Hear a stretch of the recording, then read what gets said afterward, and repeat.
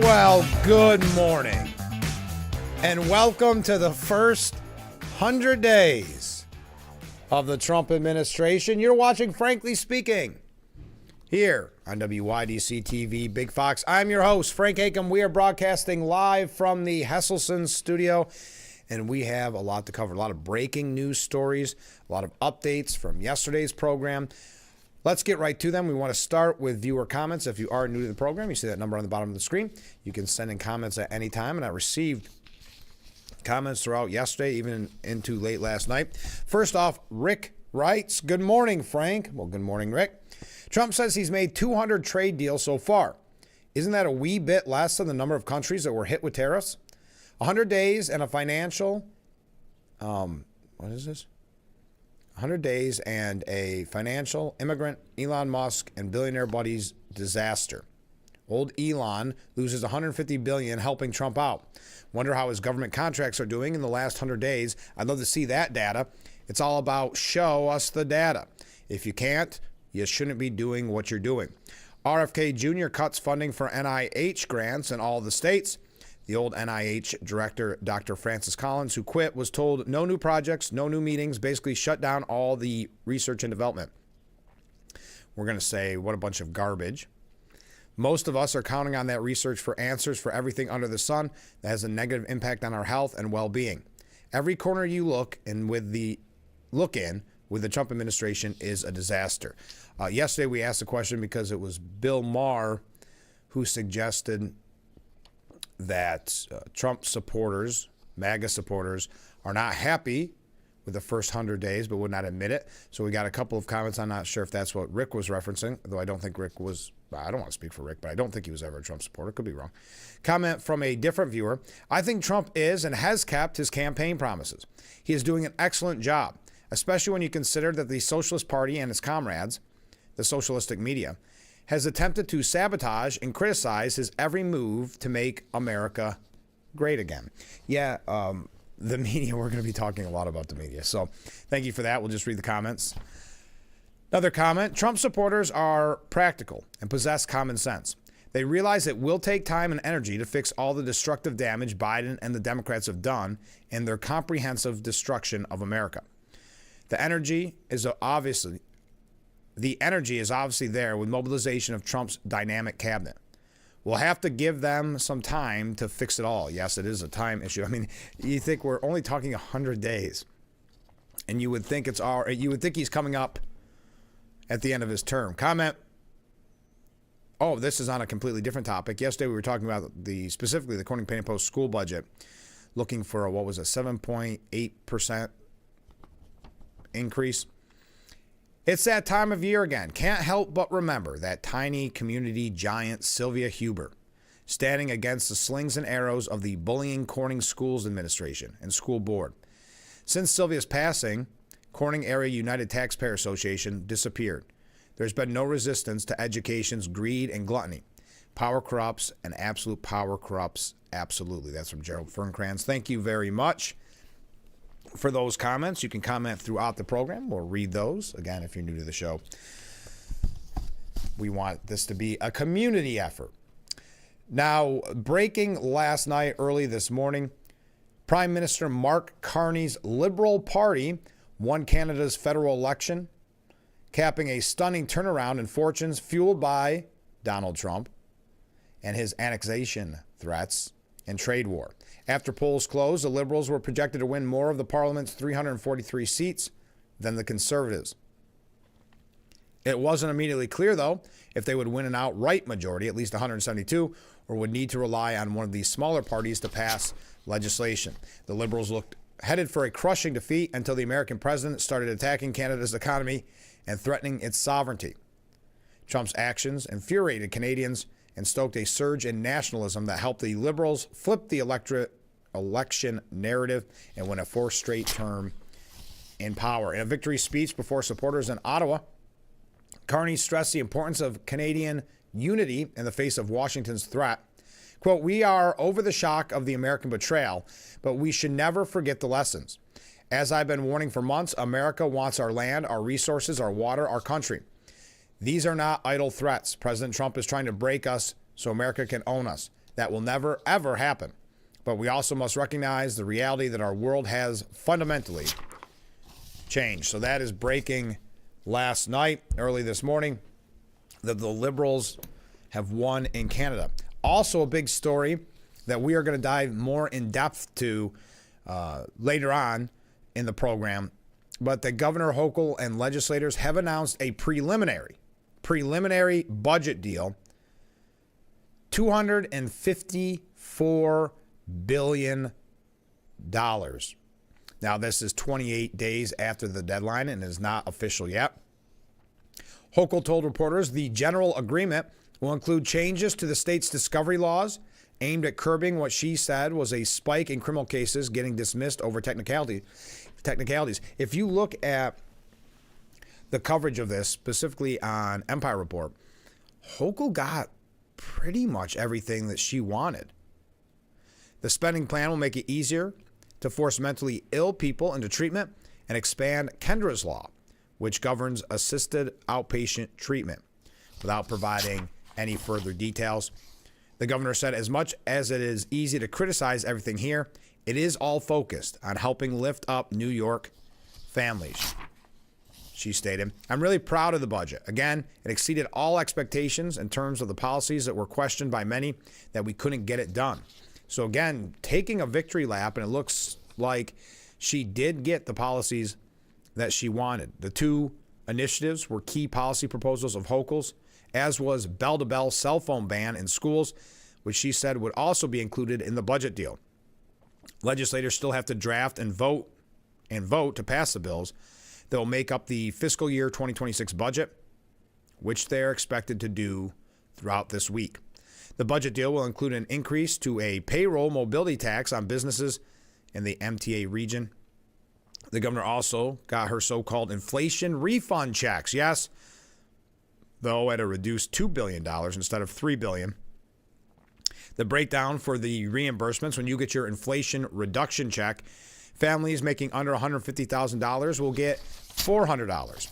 Families making between $150,000 and $300,000 will receive $300. Individuals making under, this is individuals, not families, individuals making under $75,000 will receive $200, and individuals making between $75,000 and $150,000 will receive $150. The budget would represent a 6% increase over last year's enacted $239 billion spending plan. So this is going to be very interesting. We're going to talk about this more in depth later on in the program, but I wasn't sure if you had heard by now that there is a preliminary budget. Now, that does not mean it's passed. That does mean it'll still go probably over a month overdue. But Hochul taking a victory lap, considering this a very big win. We are going to talk about exactly what that means for us here in New York State. What are you going to do with your money? Your inflation reduction check. That can be our question for today. What you are going to do. Now, there are some positives. I think discovery, the ban on cell phone use in schools. Now, the spending, when you have that kind of money, you can always find some positives. But what a outrageous amount of money to spend for a state. And they've already said if there's a reduction in federal help, which there will be, they'll have to meet and reconvene and change some things. Well, I don't see the benefit of Governor Hochul attacking the president as frequently as she can and then depend so heavily on federal monies in her budget. Seems like a recipe for disaster. But nonetheless, that is where we are in New York State. So I'd love to hear your thoughts on any of those issues. Also, just because this is a big story throughout the mainstream media, a $56 million fighter jet has rolled off the USS Harry Truman aircraft carrier after it made a sudden turn, what is being described as Houthi attack, Houthi fire. So they made a quick kind of jerking move, if you will, leading to the $56 million fighter jet rolling off the aircraft carrier. The jet was being towed out of a hangar on Monday when the carrier suddenly shifted and the tractor pulling it lost control, sending both the jet and the vehicle overboard. Initial reports from the scene indicated that the Truman made a sudden turn to evade an attack from Houthi rebels. The Houthi rebels claimed on Monday to have launched a drone and missile attack on the aircraft carrier, according to the outlet. The pilot and the Navy sailor driving the tractor managed to jump free, with only one sustaining a minor injury. Sailors towing the aircraft took immediate action to move clear of the aircraft before it fell overboard, and an investigation is now underway, according to the Navy. The USS Truman aircraft carrier group has been subjected to constant threats from the Iran-backed terror group in Yemen. It is stationed in the Red Sea to protect commercial shipping in the area, which has been regularly attacked by the Houthis. The carrier strike group and its air wing remain fully mission capable, according to a Navy spokesperson. So there you are. We're just getting warmed up. We've got some updates. Love to hear your thoughts, whether it's on the school budget, whether it's on the New York State budget, or Trump's first 100 days. He's going to hold a rally tonight in Michigan. So that'll be interesting to watch. We do have some updates. This is one of those days that is a typical Trump news cycle. I have so many things I think I could just read headlines for the full 2 hours and never really be able to dive in depth, but we don't want to do that. So we are going to take a look at some of these a little more thoughtfully. We also have a couple quick things, and this is more of an update from yesterday's program. We talked about the White House Correspondents' Dinner, and where one reporter, well, he's got a book coming out, is why he did it, about the Biden administration kind of attacking or questioning his fellow quote-unquote journalists about their lack of reporting in Biden's mental health. Well, why that's interesting, there's a really good piece that we're going to get to later on from the New York Post, showing the hypocrisy of all these people in the media that are now saying we should have done more or you should have done more. Everyone knew of the issue with Biden's mental acuity, but those who actually did report on it or those who actually commented on it were mocked, ridiculed, attacked in some instances, and now kind of this rewriting of history that we've talked about on the program. But we are running a little bit late. Oh, don't forget, on Thursday, I'm really excited about this. Thursday's program, we're going to be talking with Kyle Petty. NASCAR legend Kyle Petty is going to be joining us. What an event they've got coming up at the Radisson next week. We're going to learn all about it on Thursday, what the mission of Victory Junction is. We're going to talk about the event itself and what you need to know, what you need to expect if you are going to attend the event, where you can meet such legends as Kyle Petty, but his father, Richard Petty, or Herschel Walker, and so many others. So we'll get that information for you, especially when we talk with Mr. Petty.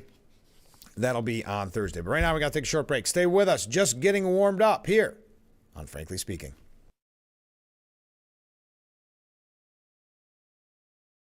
If you or a loved one regularly used hair relaxers or straighteners and were diagnosed with uterine, ovarian, or endometrial cancer, you may be entitled to significant financial compensation. I've used hair relaxers for years. I had no idea they could cause cancer. Chemical hair relaxers and straighteners have been linked to serious conditions, including several types of cancer. If you used hair relaxers and have been diagnosed with uterine, ovarian, or endometrial cancer, call us now. There's no fee unless we win your case. Call today.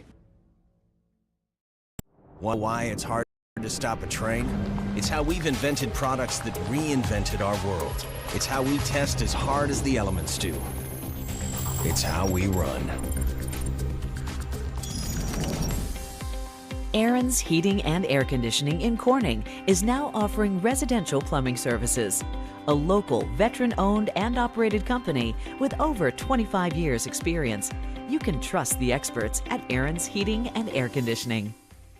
When you're on, don't forget to visit our Facebook page at Big Fox News. Catch up on news from the Twin Tiers. Vote on the daily question and hear about local events. All on Facebook.com/Big Fox News. Welcome back to Frankly Speaking here on WYDC TV Big Fox. I'm your host, Frank Acom. And how can we help like that in our small businesses, not to sound cliche, but are the backbone of our community? Let's talk about we. Thanks, as always, to you, the viewers, for sending in your texts and your voicemails. Now we go to a comment. This is from John in Elmira. Make sure to catch Frankly Speaking only on AM Big Fox News WYDC, or visit our website at WYDCTV.com. The Twins' first prime-time local news. Catch weather, local and national news, events, and more with our anchors, Dante, Haley, and Ann. Find out what's happening in your community and more by watching Big Fox 10 p.m. News on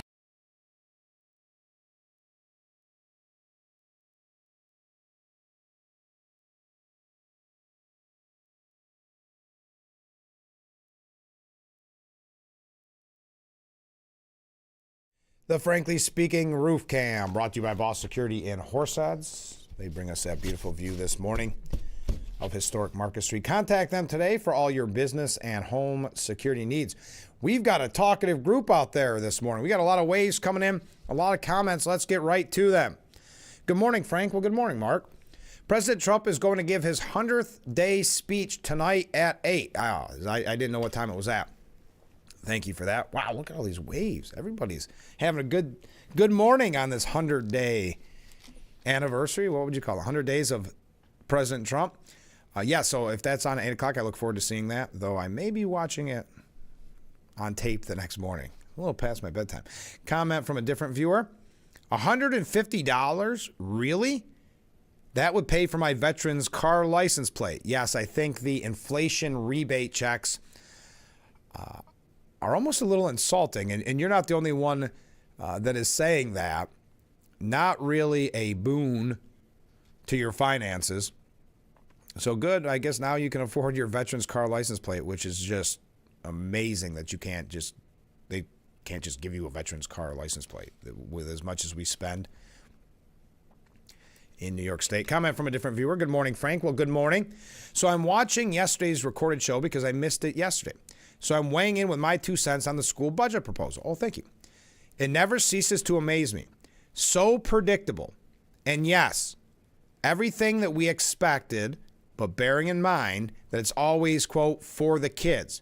Then why are they the first to be hurt by threatening cuts to sports and programs they enjoy the most? It is so predictable.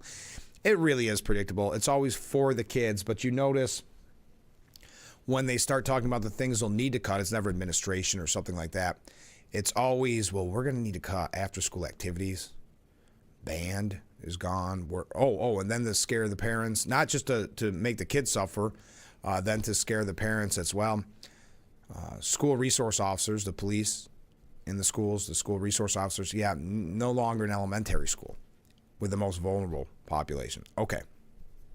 So it is very predictable. It's always for the kids. So I would agree with you. We had predicted this, not just myself, but many of the viewers predicted this before it came out.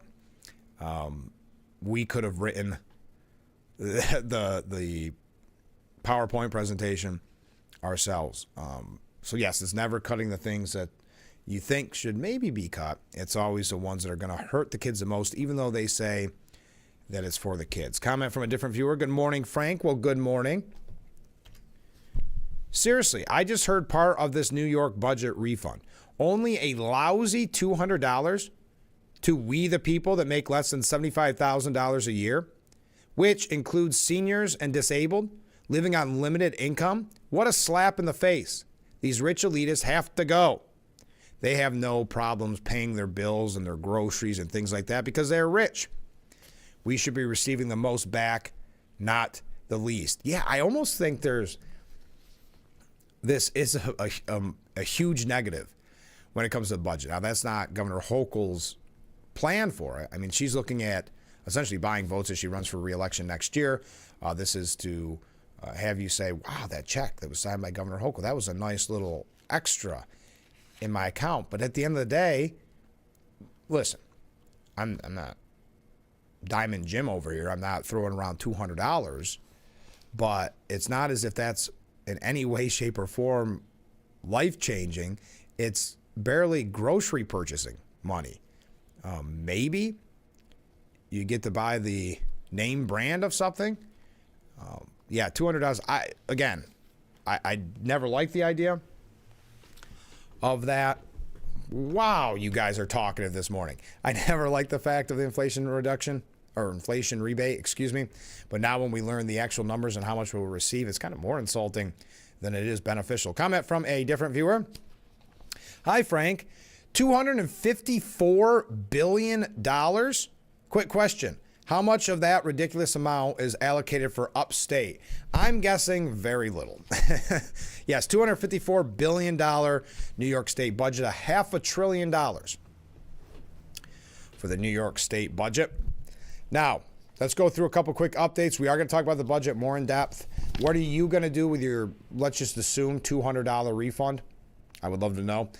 The brazen illegal migrant who stole Kristi Noem's credit card and purse was seen boozing it up with her credit card at an Italian restaurant. The booze hound illegal migrant who snatched Department of Homeland Security Secretary Kristi Noem's Gucci purse brazenly drank for hours with her Amex card at an Italian eatery after pulling off the caper. Must be in celebration. Mario Bustamante Lieve was caught on camera blowing $205.87 on food and alcohol at the restaurant. Would you like to know how much he tipped?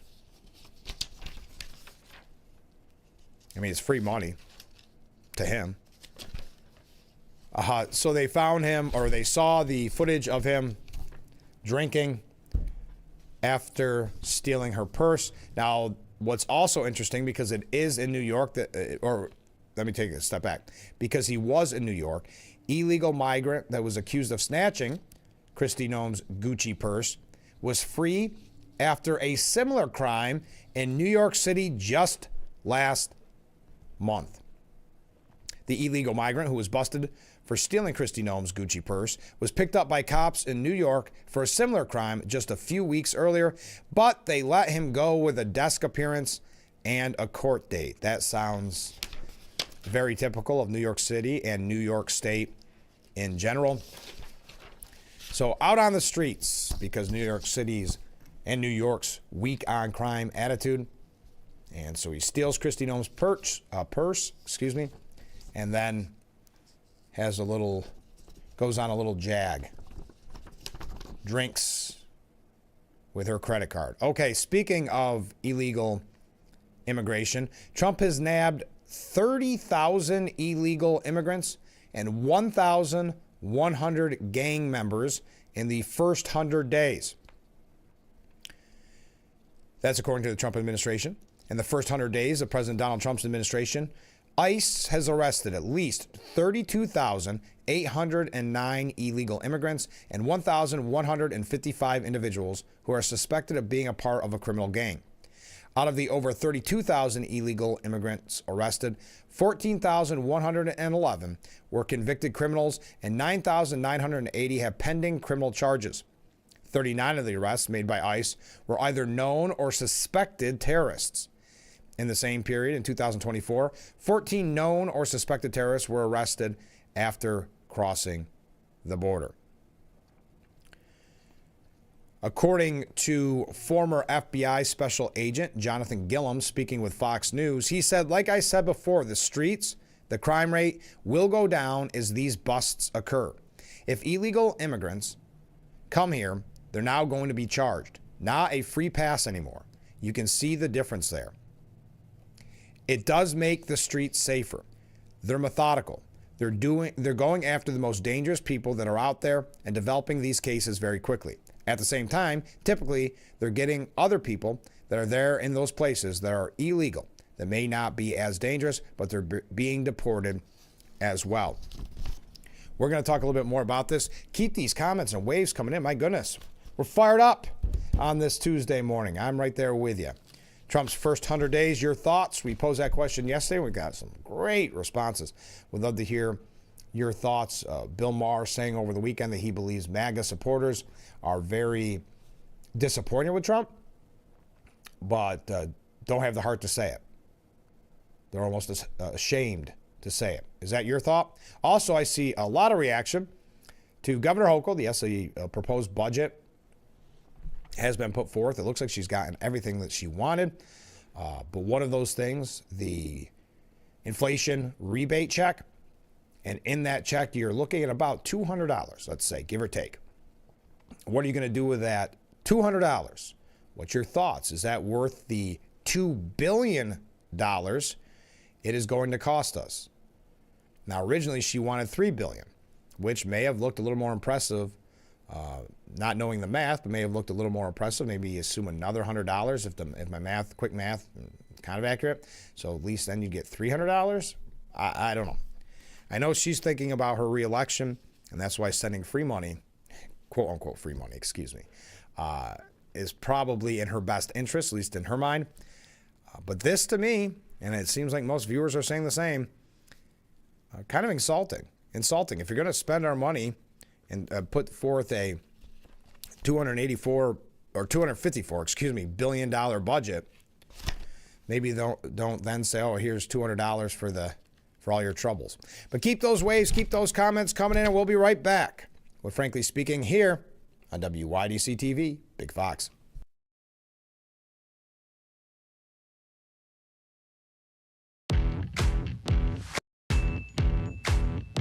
Are you ready for the ultimate entertainment experience? Spectrum is bringing together the streaming apps you love. Plus, live TV for sports, entertainment, and news. All in one place, across your devices. So no matter when or where you are, it's all here. Spectrum. It's time to say not so fast chronic kidney disease. Because with the progressive disease like CKD, slow is good. And believe me, I know all about slow. That's why I'm here to tell you about Jardiance. It's a little pill proven to slow the progression of CKD and reduce the risk of kidney failure, which can lead to dialysis. Serious side effects include increased ketones in blood or urine, which can be fatal. Stop Jardiance and call your doctor right away if you have nausea, vomiting, stomach pain, tiredness, trouble breathing, or increased ketones. Jardiance may cause dehydration that can suddenly worsen kidney function and make you feel dizzy, lightheaded, or weak upon standing. Genital yeast infections in men and women, urinary tract infections, low blood sugar, or a rare life-threatening bacterial infection between and around the anus and genitals can occur. Call your doctor right away if you have fever or feel weak or tired and pain, tenderness, swelling, or redness in the genital area. Don't use if allergic to Jardiance. Stop use if you have a serious allergic reaction. Call your doctor if you have rash, swelling, difficulty breathing, or swallowing. You may have increased risk for lower limb loss. Call your doctor right away if you have new pain or tenderness, sores, ulcers, or infection in your legs or feet. So go on, say not so fast CKD. Ask your doctor about Jardiance for chronic kidney disease.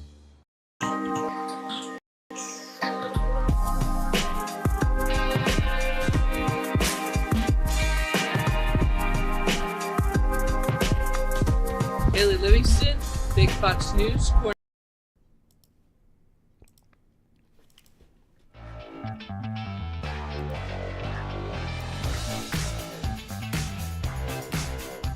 The Frankly Speaking Roof Cam brought to you by Boss Security in Horseheads. Contact them today for all your business and home security needs. We are back broadcasting live from the Hesselson studio here on Marcus Street in Corning. So many comments coming in, and I appreciate that. Mark writes in, and waves. Mark writes in, Hochul's checks are a joke. I'll give you $150 to $400, but my budget is going to take it all back and then some. People are going to lose more than they gain. Absolutely. I would agree, Mark. Comment from a different viewer. Good morning, Frank. With all the talk about Trump's first 100 days, I was curious to see if there was a countdown clock that the liberals were watching as they look forward to the end of Trump's term. Oh, good question. Sure enough, there seems to be several of them. No surprise. They must be giddy that there are only 1,362 days left. Well, if J.D. Vance continues from there, you'll only have to wait another 2,920 after that. They might want to just turn off the TV and chill for 12 years. Thank you. I think for blood pressure reasons, they may want to. I don't know how they're going to keep up. Think about it. It's been only 100 days. And, I mean, they've got to be averaging, what, at least one protest a week. There's been times here on Market Street where I've seen, right around Easter week was 3 protests in 2 days. I don't know how you keep up that pace without getting burnt out. So, yes, maybe just chill for the next 12 years. Okay, comment from a different viewer. Okay, $200 is insulting. At what level does it stop being insulting? 500, 1,000? That's a great point. The problem is we're having a little fun with this because really, $200 is insulting. I mean, you can't even get your groceries. But having said that, myself personally, I didn't want the check. Not that I won't take $200, but we have a $254 billion budget. $2 billion of that is being used for these checks. So it's still our money. We're getting this money, and it's just more wasteful spending instead of maybe cutting back. So to your point, yes, well, probably 1,000 is when it's, well, no, 500 probably, when it's not insulting. But at the same time, that's our money. It hurts us in the long run. So it just depends if you're one of the people that say, well, I'll take the money now and worry about the repercussions later, which a lot of people are. I'm not knocking anybody for that. That's why credit cards are so popular. But at the end of the day, I didn't want this to begin with. But 200 is insulting. Comment from a different viewer. $200 before or after taxes? Typical Democrat. Thank you very much. Well, that is a good question, though, the one before. Well, they're all good comments. That is, yeah, it's a mess. But what number for you, if we want to pose that question, what number for you is no longer insulting? Okay, we got to rush through a couple quick things. We'll read more of your messages. You guys are keeping me busy this morning. I love it. I love every second of it. And I can tell the show's going to go fast because you're so active this morning. Trump signs a sweeping order that's cracking down on sanctuary cities, giving those sanctuary cities 30 days to comply. Such areas as Chicago, Los Angeles, and you guessed it, all of New York. One order that Trump inked behind closed doors gives Attorney General Pam Bondi and Homeland Security Secretary Kristi Noem 30 days to draw up a list of cities and states that obstruct the enforcement of federal immigration law. Quote, immediately following each publication, the Attorney General and the Secretary of Homeland Security shall notify each sanctuary jurisdiction regarding its defiance of federal immigration law enforcement and any potential violations of federal criminal law. After that, federal agencies will scour their books for any funding, including grants and contracts, to revoke in coordination with the White House Office of Management and Budget. So as we talk about the New York State budget, this could be another way that we will be hit. If sanctuary jurisdictions don't change their laws, the Attorney General and the Secretary of Homeland Security shall pursue all necessary legal remedies and enforcement measures to end these violations and bring such jurisdictions into compliance with the laws of the United States, according to the order. Now, we have been talking about illegal immigration extensively on this program in the first 100 days of the Trump administration. As you know, today marks the first 100 days. And she's doing a great job, but if you're Pam Bondi, you must be exhausted after these first 100 days. The whole administration must be exhausted. The breakneck pace in which they are enacting Trump's agenda is remarkable. And it's so interesting to see the difference between, because it's been 100 days, and think of how much has been done, the news cycle, we talk about that all the time. Compare it to something like the New York State budget. 28 days overdue and it's still not passed. Or you think about even in the House or in Congress, waiting for Trump's big, beautiful agenda, big, beautiful bill. Just interesting to see the difference in speed. But we've been talking about Chris Van Hollen and other politicians supporting Abrego Garcia, the alleged MS-13 gang member that came here illegally, that was sent back by the Trump administration to his home country of El Salvador. We know that in his background, his record, he is accused of spousal abuse numerous times. Not necessarily someone most people would want to hitch their wagon to. But Democrat Oregon Senator Jeff Merkley, he went all in. He warned President Trump that his mass deportation efforts are not going to end well for him. That's a little threatening. Merkley's warning came after being asked about his thoughts on Trump's deportation policies, and specifically when it came to Abrego Garcia. I want President Trump to understand this is about freedom, and that's what he's doing to undermine it. It's not going to end well for him because our nation is going to respond, and we're going to defend our Constitution and our freedom. Now, the White House slammed Senator Merkley and other Democrats for choosing to die on a hill defending a documented criminal who was residing in the U.S. illegally. Now, that's the wording of Fox News, but you know the old saying, is this the hill you want to die on? If the hill that Democrats want to die on is demanding the return of a violent illegal alien, wife beater, and foreign terrorist, we are happy to dig that grave for them, said White House spokesperson Kush Desai. All right. Now, the White House yesterday lined the lawn with illegal immigrants' mugshots and heinous crimes that they had committed, showcasing the ICE busts in Trump's first 100 days. The White House lawn has been lined with mugshot-style posters bearing the faces of 100 arrested illegal migrants and lists of the despicable crimes some have committed. The place cards emblazoned with "arrested" could be seen lined up alongside the White House driveway first thing yesterday morning to showcase some of the worst offenders nabbed by Immigration and Customs Enforcement in President Trump's first 100 days. A White House official told the Post, White House lawn looks a little different this morning. And they say yard signs don't win elections.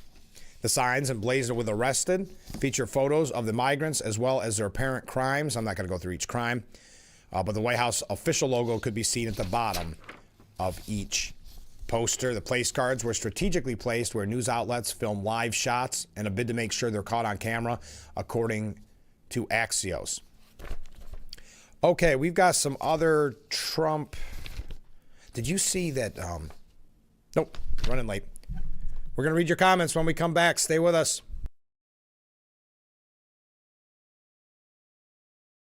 Attention, Elmaron may lead to vision loss. If you have suffered vision problems after taking Elmaron to treat bladder pain, call the Hearn Law Firm. Elmaron may be responsible for your vision problems, and you may deserve compensation for your injuries. If you took Elmaron and now have vision problems, call the Hearn Law Firm at 888-308-3866 right now. You could find out if you qualify in less than 2 minutes. Call 888-308-3866 for your free case review. Lost our son Brett to a glioblastoma. This was our last chance to show our community who he really was.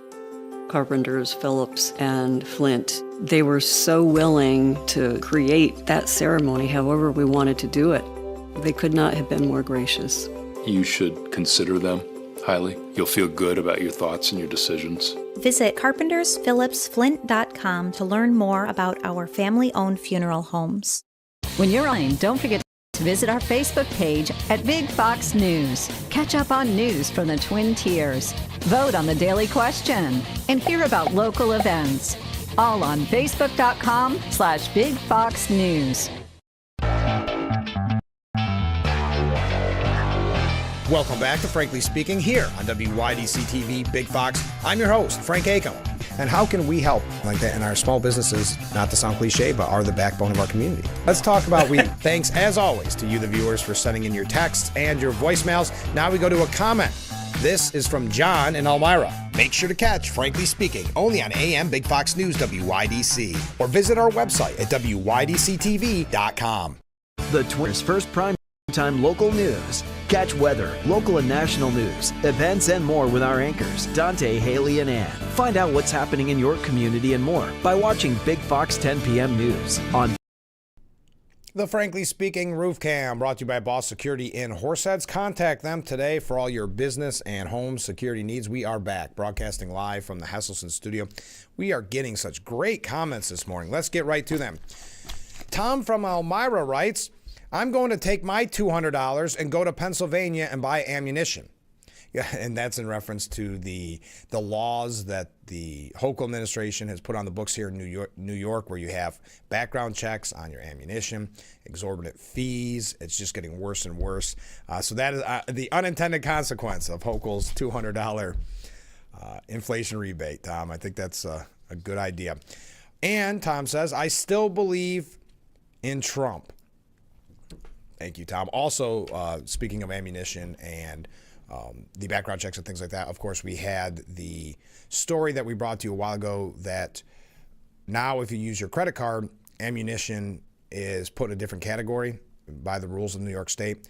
So Governor Hochul reaches some point where you're quote unquote stockpiling, and they inform law enforcement. Now, this seems like stepping on a lot of constitutional rights. But also, number one, what is the definition of stockpiling? Number two, it's under the assumption you're not also using that ammunition when you purchase it. So there's a lot of red flags, not to use that term, but red flags in what she is doing there, and that, I would say, unconstitutional move. So I appreciate your point, Tom. Comment from a different viewer. Let's face it, the checks are a joke, and yet it should come as no surprise. It's what they do. Hochul showed her true colors when she told us to move to Florida, following Cuomo's lead when he told us if you're too conservative, you should leave the state. They know how we vote largely in upstate. Yes, they don't care. They don't care about us. They've made that crystal clear in Albany time and time again. And you're right. Governor Hochul, very insulting to Trump supporters back in the election, and other times, like you said, moving to Florida, as well as Cuomo saying that at the time. Okay, comment from a different viewer. The solution is not more handouts. It needs to be making New York better and stronger. Very good point. Comment. I'd like to give my $200 to help create the New York State version of Doge. That would help a whole lot more. Yes, I would agree. There's such better use of that money. And finally, we've got a lot more comments. I see a lot more comments coming in. We will read those in the next segment. But the last comment in this segment, I'm going to return my New York check. I want nothing from Hochul, and I'm serious about it. I understand your stance. Thank you, viewers. Keep them coming in. I see so many comments coming in. I'm jazzed up this morning. Quickly, a couple quick things, and then we are going to focus more on the budget. Our conversation has been about the inflation rebate checks. Your thoughts on that? You're most likely going to receive around $200, somewhere between $150 and $400. We'll read those to you again here in just a little bit. Now, the Trump administration is investigating Harvard Law Review over alleged discriminatory practices where they, quote, appear to pick winners and losers on the basis of race. So it looks like this fight with Harvard is going to continue. Trump's crackdown, though, on Harvard and woke colleges will take more than 100 days to leave a lasting reform, according to a professor talking with Fox News. Cornell, right down the road, Cornell University professor William Jacobson said the Trump administration is going after the sources of funding that enable the DEI industrial complex. Jacobson said that many universities are in a state of denial, hoping they can rope-a-dope their way through the Trump presidency without making substantive changes. Emily Sturge, a University of Florida student and campus reform reporter, echoed those concerns. We do see universities trying to rebrand, trying to sweep it under the rug. So it's going to take more than 100 days, and it has to be consistent pressure. We also learned that the Trump administration has revoked 4,000 visas for students, this coming out last night, with criminal records for assault, robbery, breaking the law with no consequences. The Trump administration has revoked the visas of 4,000 foreign students in its first 100 days, the bulk of which have committed crimes in the United States, including arson, assault, and robbery. More than 90% of the rogue students who saw their visas nixed had committed crimes such as arson, wildfire, and human trafficking. Wildfire, arson, wildlife, I'm sorry. That makes more sense. Wildlife and human trafficking, child endangerment, domestic abuse, DUI, and robbery. A senior State Department told the New York Post more than 500 of them had assault raps. Quote, they came and they were breaking the law with no consequences. We set up a special action team to handle this. So there are your updates. When we come back, we're going to talk just a couple quick things here about Trump. This is his first 100 days. Today marks his first 100 days. He'll be holding that rally tonight. We're going to talk about Trump. We've got a couple things here about the Democrats I think you're going to find interesting as well. Then we are going to take a deep dive into the New York State budget. We're having such a great discussion on that budget this morning. Thank you for the comments. If you are new to the show, you can send your comments to that number on the bottom of your screen. And you can also wave, and we'll add you to the wave counter. Stay with us. We'll be right back with Frankly Speaking here on WYDC TV. Big Fox will be right back.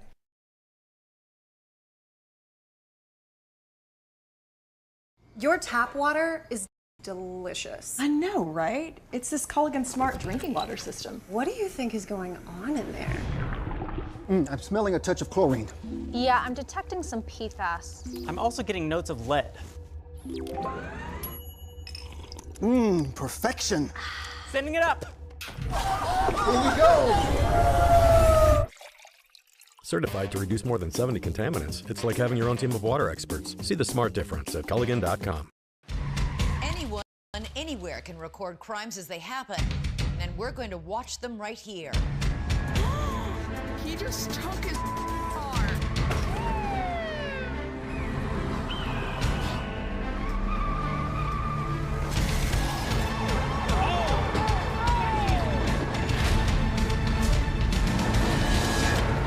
With cameras everywhere, you can run, but you can't hide. Watch iCrime. Fox 10 p.m. News is the first primetime local news for the Twin Tiers. Our reporters, Haley and Dante, scour the southern tier to bring you up-to-date news regarding local businesses, economics, and how national decisions impact our area. If you're not near a TV, don't worry. You can also catch our 10 p.m. news live on WYDCTV.com/livestream. Don't miss Big Fox 10 p.m. news on WYDC, on TV, or our website.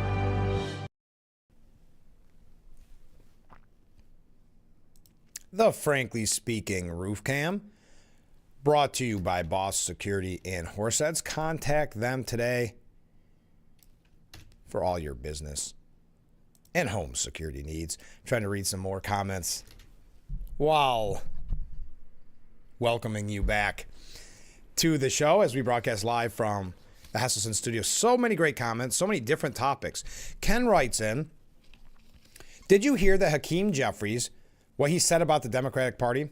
He said that, quote, there are but two parties in America today, patriots and traitors.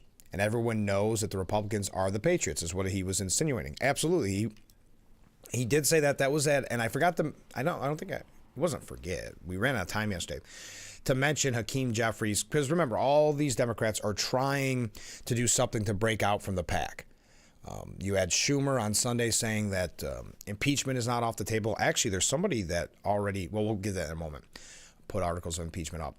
You have people like Cory Booker giving that 25-hour speech, which again was very, I think, emblematic of the Democrat Party today, where he spoke for 25 hours and accomplished nothing. And you have others are like Jasmine Crockett, who is using kind of violent rhetoric. Same with J.B. Pritzker, who wants to run for president. He's saying some pretty outlandish and really borderline scary things. Everybody's trying to make a name for themselves. So Hakeem Jeffries has been receiving a lot of pushback because the Democrat Party doesn't believe he's doing enough. He's not a strong enough part of the resistance. And so they're upset with him. So now he's trying to come out and talk tough. So what he did is he held a sit-in. Yes, a good old-fashioned sit-in in the Capitol. And what he was quoted, it's actually a quote from Ulysses S. Grant.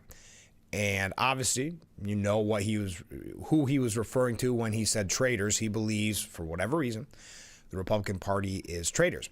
That kind of vile rhetoric works very well in the Democrat Party today. We had, two stories yesterday about how the Democrats are now cursing in their speeches to really show how much of the resistance they are.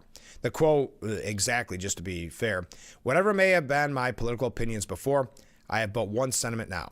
That is, we have a government and laws and a flag, and they must all be sustained.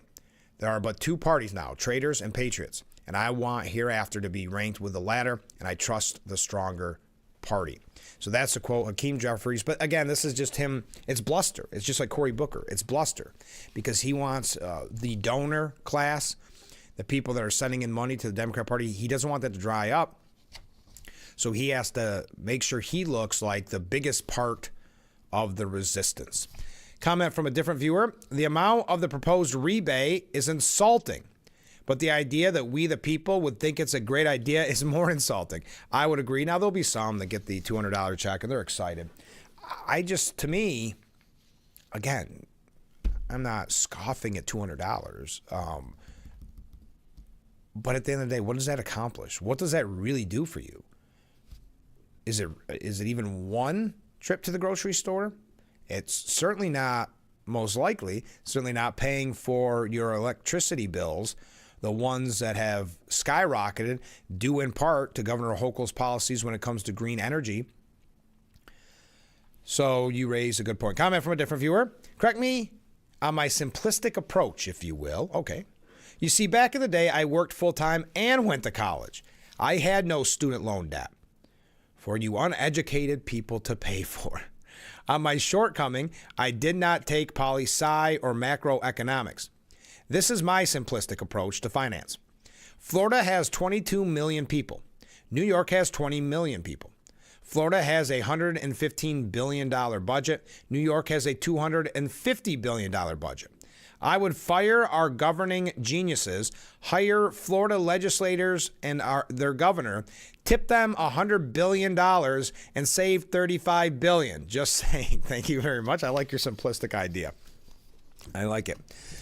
Comment from a different viewer. Frank, this is a bit off topic, but curious to know if any viewers have heard more about these smart meters and what, if anything, is or has been done to help offset the outrageous increases people are seeing. I opted out at this point, but my daughter has been sorely impacted. Thank you. I will pose that question to all the viewers. We've had kind of a mixed bag here, but I would say 95% have been outraged. I know when we talked with Senator Tom O'Mara not all that long ago, he described the outrage that his office has been receiving, not because of what he's doing at all, but because people can't get answers from NYSEG, so they in his office are working hard to help the constituents and doing a fantastic job, but he was outraged as well. And there's so many horror stories when it comes to some of these smart meter readings. So I would pose that. Are people still having problems? Have you heard of any way to kind of offset the cost? Are they doing anything to help people? But again, yes, you could blame whoever you want, but keep in mind too, a lot of this is the green energy policies of Governor Hochul in New York State. So thank you for all those amazing comments. So again, that viewer asking other viewers, what's the situation on NYSEG, if you know. Now, let's take our last break for this hour. Going to give you a couple of quick Trump stories. We're going to dive in depth in the next hour to the New York State budget. So stay with us. This is Frankly Speaking here on WYDC TV, Big Fox.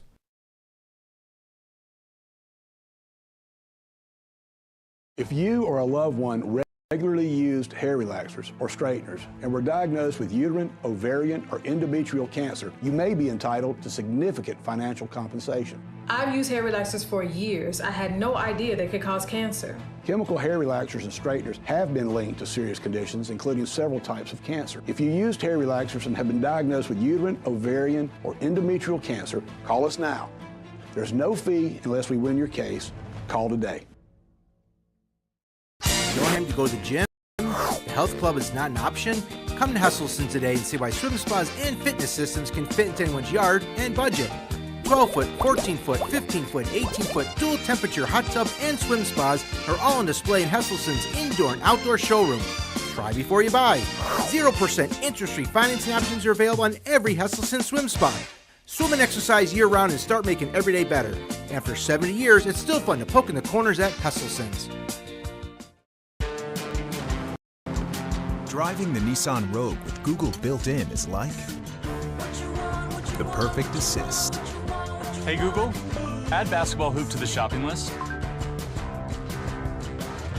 See why it's been named a Consumer Guide Best Buy for 11 years in a row. Drive the award-winning Nissan Rogue today. Now get a low $249 per month lease on Rogue, or get up to $2,750 total savings on Rogue Rock Creek.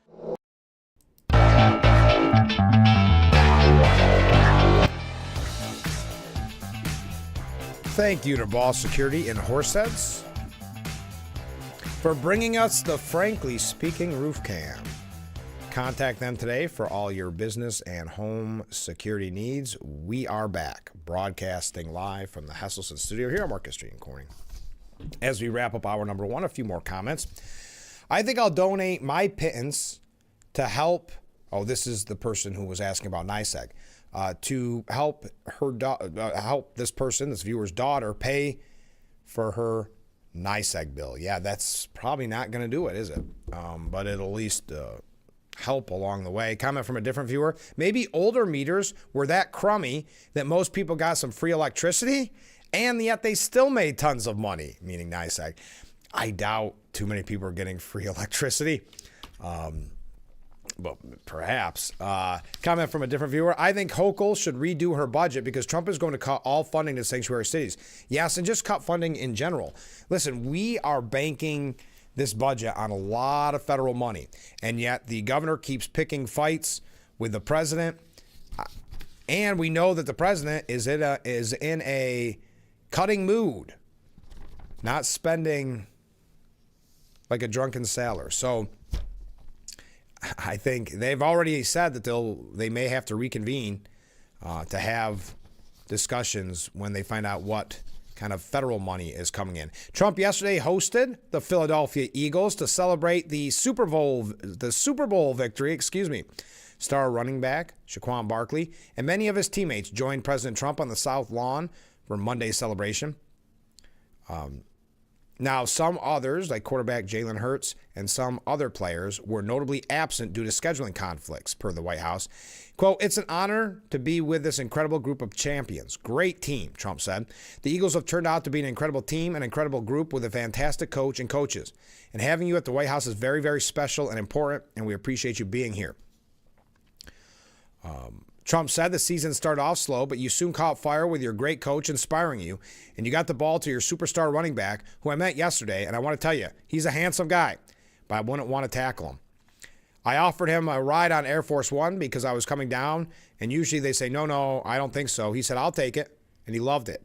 We loved being together. He's a great young guy. Barkley called out critics who were upset about his round of golf and flight with Trump. Yeah, people actually outraged that he would meet with the president. He said, LOL. Some people were really upset because I played golf and flew to the White House with the president. Maybe I just respect the office. Not a hard concept to understand. Just golfed with Obama not too long ago and look forward to finishing my round with Trump.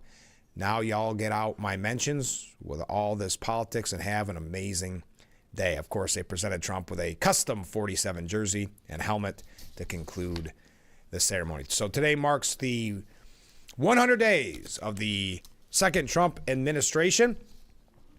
And I suppose in honor of that, on Monday, Representative Sri Thandar has reportedly introduced articles of impeachment against the president, who has a clear mandate from American voters to enact his agenda, accusing him of obstruction of justice, abuse of trade powers, and tyranny among the laundry list of items. Thandar took to Twitter to announce he has officially filed a resolution.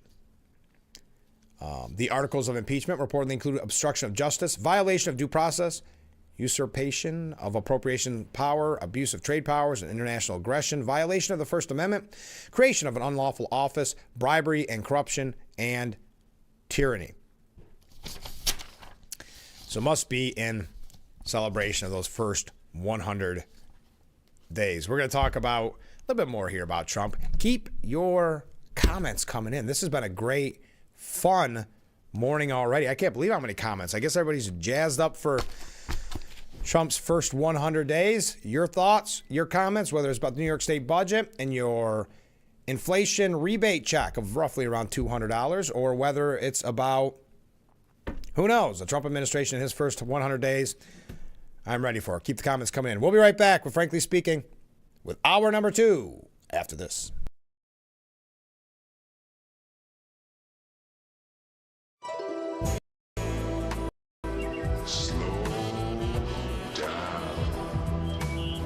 Cut! I get it. Slow motion. Slow down geographic atrophy. But we don't need gimmicks. Stick to the facts. GA, the advanced form of dry AMD, can irreversibly damage your vision. But Syfovre is an FDA-approved eye injection that gives you the power to slow GA. Syfovre was proven to slow GA lesion growth over 2 years with increasing effect over time. It's the only treatment to slow GA in as few as 6 doses per year. Don't take Syfovre if you have an infection or active swelling in or around your eye that may include pain and redness or are allergic to it. Syfovre can cause severe allergic reactions. Other serious side effects are eye infection and retinal detachments, severe inflammation of vessels in the retina, which may result in severe vision loss, wet AMD, eye inflammation, and an increase in eye pressure. Most common side effects are eye discomfort, wet AMD, small specks floating in vision, and blood in the white of the eye. Tell your doctor right away if you have any side effects. Act on facts to slow GA. Ask your retina specialist about Syfovre. Nope, just the facts.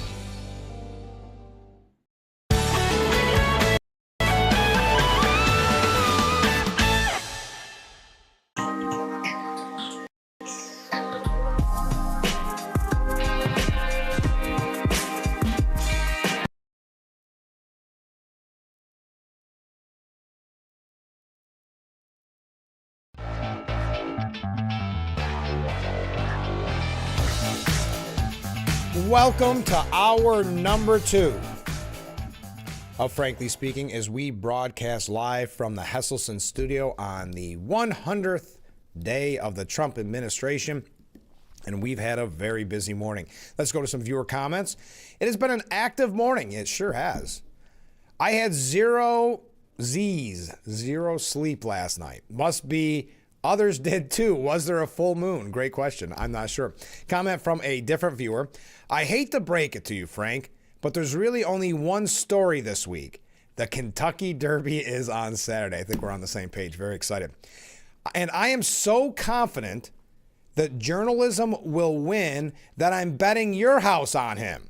Well, thank you. I at least my horse, if you're betting my house on journalism, he's a 3-1. So one of the favorites. But by the way, to this viewer, that is probably it's definitely the first time that sentence has ever been uttered on Frankly Speaking. Quote, I'm so confident that journalism will win. So yes, and then he continues, but just in case I'm wrong, I'm betting Ken's house on Tiz-tastic. Oh, sorry, Ken. Your horse is 20-1. You'll get a nice payout, but it's a long shot. Yes, I like that sentence. It threw me off at first. I'm so confident that journalism will win. Perhaps the first time ever uttered on Frankly Speaking, which will actually tie in with the story we have here in just a moment. But kind of ironic, not all, but a lot of people will be cheering for journalism. I'm sure that's a sentence that the media will like to say, but obviously for different reasons. Okay, Trump blasts his sinking poll numbers on eve of his 100th day in office. Sorry, I'm getting all excited about all these great comments. President Trump on Monday blasted unheard of polls showing low approval ratings on the eve of his 100th day in office, calling on the fake news outlets behind them to be investigated for election fraud. They suffer from Trump derangement syndrome, he said. The New York Times has only 37% Trump 2024 voters, and the ABC Washington Post poll has only 34% Trump voters. Unheard of numbers unless they're looking for a negative result, which they are. These people should be investigated for election fraud, and add in the Fox News pollsters while you're at it. They are negative criminals who apologize to their subscribers and readers after I win. Elections big. Much bigger than the polls showed I would win. Lose a lot of credibility, and then they go on cheating and lying for the next cycle, only worse. They suffer from Trump derangement syndrome, and there's nothing that anyone or anything can do about it. They are sick. So tying in with the comment, I'm so confident that journalism will win. But there is a horse in the Kentucky Derby with the name journalism. I'm not going to read all the other names, but we can continue to talk about the Derby, and people can make their predictions as we near. I do like the name, if we're just doing names. I do like American Promise as we talk about this.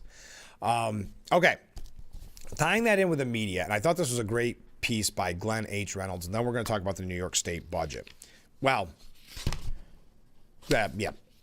quickly, we've got a couple Democrat things, is what I'm saying. Imagine a neurological disease that changed your perceptions in subtle, damaging ways. Stubbing your toe would bring pleasure. Rotten meat would taste delicious. Deadly cold would feel comfy. Meanwhile, a gentle neck massage would make you sick, and fresh food would taste disgusting. This is Glenn H. Reynolds. You wouldn't last long with such a disease, but our society is facing something similar. The news media, which are supposed to act as a sort of nervous system for the body politic, instead gives us misinformation. The national equivalent of stubbed toes and rotten meat gets media praise and approval, while healthy things are treated as vile and wrong. And what a great point on this. Healthy things such as cutting out petroleum-based dyes are now looked at as a negative because they don't like RFK Jr. But I'll continue. The latest example comes from Saturday's much-diminished annual dinner of the much-diminished White House Correspondents Association, whose self-appointed members meet annually to give themselves awards and congratulate themselves on their brave truth-telling. This year went badly. The WHCA dinner once featured famous comedians and headliners. Presidents would reliably attend and put up with being roasted, usually more harshly for the Republican ones than for Democrats, as part of a Washington ritual. It was important to look like a good sport so that the press would think well of you. But this year, there were no comedians, no president, and not even much in the way of senior administration officials or important members of Congress. The poor D.C. press corps has reached what Washington reached the point where it's not even worth sucking up to the media. That's how diminished their credibility has become. Given their penchant for calling Trump Hitler and smearing his aides and supporters as Nazis, trying to come off as nice guys probably seemed pointless anyway. Celebrities, too, were missing. This year, the stars stayed away. Nobody knows better than Hollywood when you're a loser, and nobody shuns losers harder than Hollywood. So instead, we got two things from this year's event: lame self-justification and a small measure of actual accountability for massive media failure. It came in regard to the legacy media's utterly deliberate effort to prop up Joe Biden's leaderless presidential administration, and then to transfer its propping up services to Kamala Harris's hapless presidential campaign. WHCA President Eugene Daniels tried to put a good face on things, saying, "We've been tested, attacked, but every single day our members get up, they run to the White House, plane, train, automobile with one mission: holding the powerful accountable." Well, that certainly wasn't their role in the Biden administration. In 2020, the legacy media buried the Hunter Biden laptop story, joining the Biden campaign's knowingly and obviously false claim that it was Russian disinformation. It boosted the Biden's operations basement strategy that kept Joe campaigning by Zoom, allegedly for COVID reasons, but actually because, as we already plainly see, he was mentally incapable of doing otherwise. The press covered for Biden when, unlike normal presidents, he was kept tightly controlled and scripted. Reporters who asked questions at his rare press conferences were picked in advance, and Biden read off his answers from pre-printed cards featuring their photos. This was no secret to the legacy media members, but they didn't tell you and I, the American people. In fact, when Republicans released videos of Biden acting senile and clueless, the White House press corps joined Democrat flacks to call them cheap fakes, when in fact, as we've all seen since, the clips accurately displayed Biden's mental health decline. Now that the election is over, those same reporters are trying to act as if they were deceived. Several, notably CNN's Jake Tapper, are publishing exposés of how the fraud was maintained as if they didn't know this all along. At Saturday's dinner, Axios correspondent Alex Thompson made a show of lighting into the Biden administration for maintaining the fiction and his fellow journalists for buying it. Quote, President Biden's decline and its cover-up by people around him is a reminder that every White House, regardless of party, is capable of deception. Being truth tellers also means telling the truth about ourselves. We, myself included, missed a lot of this story. We bear some responsibility for faith in the media being at such lows. They have no credibility left. But again, they have to protect their party at the end of the day. So he's even essentially admitting in that it doesn't matter what party. So yes, we do even have to go after our own party sometimes. But journalists didn't miss the story. The big takeaway from this is they did not miss the story. They lied to us about the story. They chose not to cover what Americans could see with their own eyes. That is why they lack credibility. And they did so for political reasons, to help Democrats and hurt Republicans. Then, when Biden was obviously toast, they pivoted to claims that the formerly hopeless Harris was presidential timber, as well as joyful and brat. A healthy country's political nervous system would tell us when our president is mentally incompetent. Instead, we had one that smothered the truth. It should hurt when you stub your toe, and this toe stubbing should be painful for the political press. Maybe then they'll learn something. I don't think they've learned. They're trying to actually rewrite history. They're trying to cover their you-know-whats with these exposés about the Biden administration and how his mental health was covered up. They're trying to rewrite history as if they were duped. They knew this from day one. They were covering. They were protecting him. They were even suggesting he was sharp as a tack and could run for 4 more years. And that rewriting of history is continuing. James Clyburn, Representative James Clyburn, was asked about Biden, and he said, quote, "Now the fact of the matter is, whatever may have or may not have been the decline, I've never worked in the White House, so I was not around Joe Biden enough to tell you anything about his decline. I talked to him on the phone a lot. I saw him at events a lot. I saw no more in his than anybody else, decline and anybody else. I'm 2 years older than Joe Biden.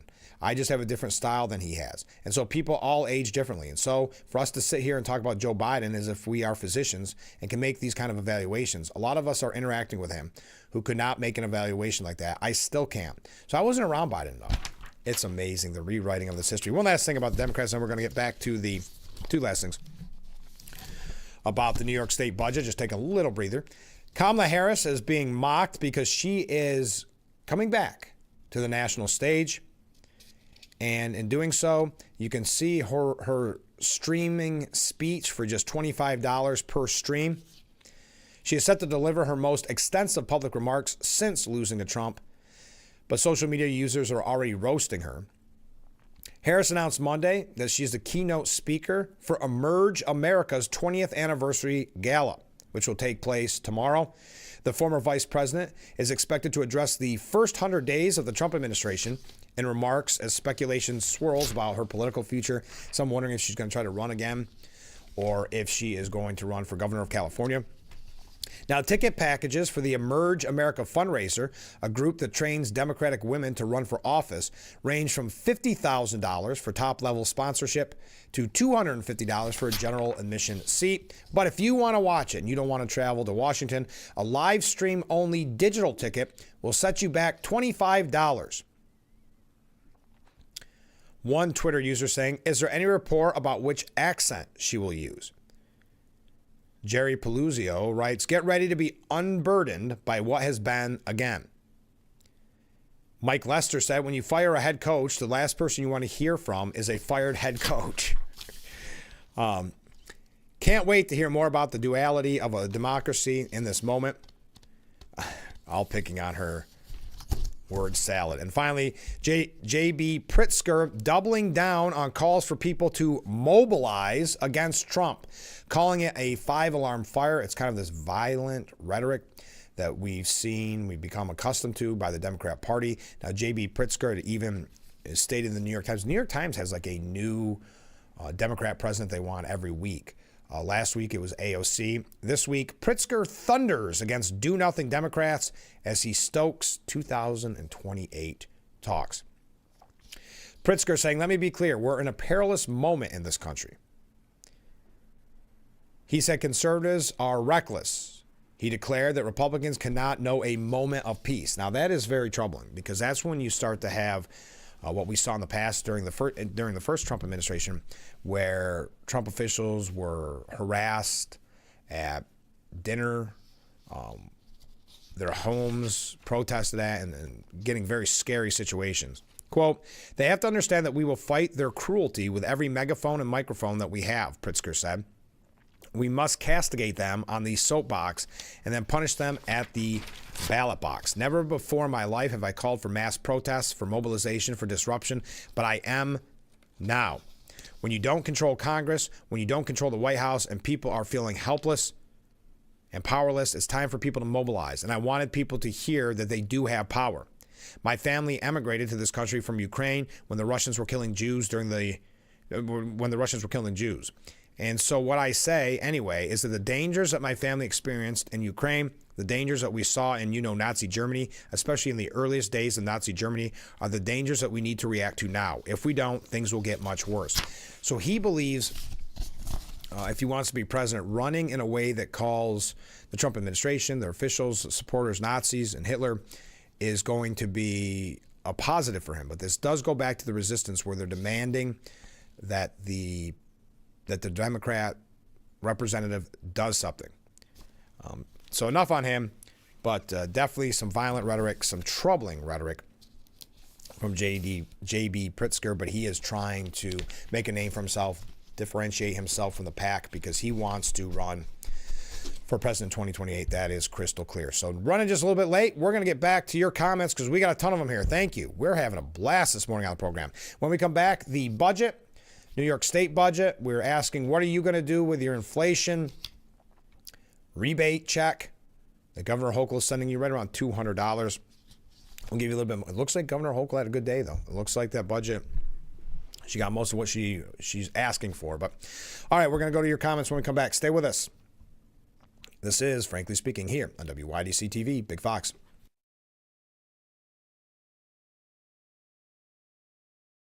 Attention, Elmeron may lead to vision loss. If you have suffered vision problems after taking Elmeron to treat bladder pain, call the Hearn Law Firm. Elmeron may be responsible for your vision problems, and you may deserve compensation for your injuries. If you took Elmeron and now have vision problems, call the Hearn Law Firm at 888-308-3866 right now. You could find out if you qualify in less than 2 minutes. Call 888-308-3866 for your free case review.